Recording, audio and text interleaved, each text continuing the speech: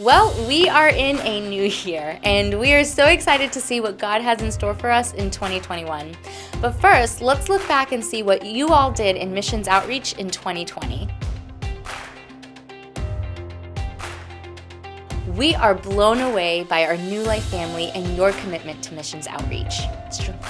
In an uncertain and unprecedented time, you all raised over $226,000 for missions outreach. That's amazing. What's even more amazing is that we were able to send over $133,000 to missionaries and local leaders, some of them whom we've had partnerships with for over 20 years. Many of these people are in nations where it's dangerous to be a Christian or share the gospel. Some of these nations include India, Russia, Nigeria, Iran, Afghanistan, and other places that can't be named here due to security.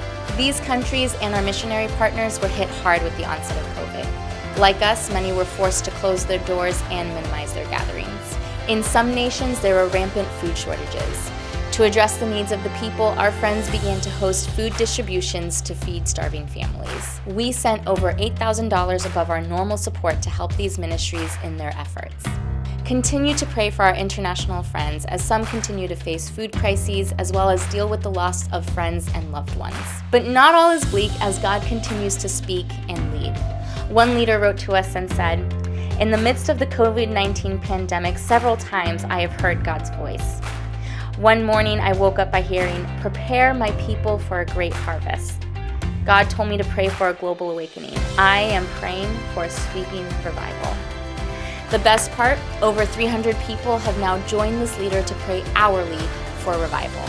Local leader after local leader continue to share stories of growth in their ministries, as well as seeing the hand of God in the midst of darkness. So thank you for praying, and thank you for being a part of this. But there's more. Here at home, we invested over $12,000 here in our community. We began the year with Winterfest, then COVID hit. But despite COVID restrictions, we were still able to organize our other local outreaches like for Biddeford, the school supply drive, the toy drive, our monthly meal distribution. The Hands That Stitch group continued to make crafted items for various organizations in the city, and 69 families received emergency help with food and fuel. We blessed frontline workers during the initial outbreak and hosted 2 extra food drives for the food pantry. New Life even opened its doors to the Biddeford School District so that kids in our community could go back to school. Phew! Oh wait, that's not it.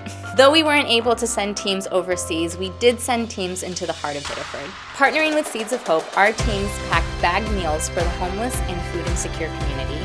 We hosted 8 blood drives for the Red Cross as they faced a blood supply shortage. And finally, we devoted a week of prayer focusing on the nations and leaders that we support. Yep, you all did that, and you thought quarantine would be boring. So thank you again for being the church and reaching out to others even in the middle of a worldwide pandemic. You all rock!